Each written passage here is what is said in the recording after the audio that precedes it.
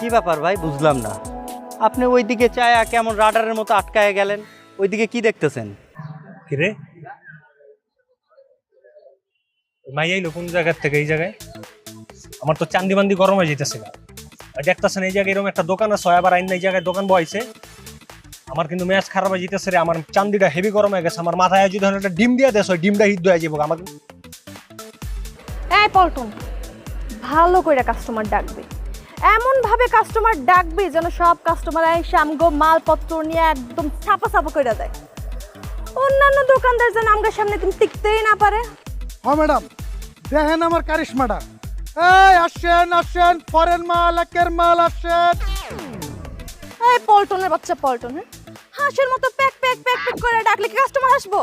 জোরে জোরে ডাকবে, তোর গলা জোর নাই, জোরে জোরে ডাক। এই আসেন আসেন, থাক থাক, চিল্লাই দেবো না। এমনি চিল্লাইলে কাস্টমার আইব না, এর লাগে আমি নিজেই আইছি। তুই আসছস কেন এখানে? হ্যাঁ, তুই যাইয়া তোর সরকারি তেল দে, যা তোর দোকানের মালপত্র বেচ, যা। আমার দোকানের মাল তো এমনিই বেচয়, ওইটা লয়ে কোনো সমস্যা নেই। কিন্তু আমার দোকানের পাশে তোর দোকান বানো সাহস কে দিছে? হেই, এইটা কি তোর বাপের জায়গা যে তোর কাছ থেকে জিজ্ঞেস করে আমার এখানে দোকান লাগানো লাগবো? এটা আমার বাপের জায়গা না, এই জায়গা সরকারের জায়গা। কিন্তু এই জায়গায় আমি বিগত এত বছর ধরে দোকান বয়ে ব্যবসা করতেছি, এই এলাকায় আমার একটা সুনাম আছে। আর তুমি হুট করে উইরা তুমি আমার কাস্টমারের ভাগ্য হয় দিবা, এটা তো আমি এত সহজে হইতে দিব না।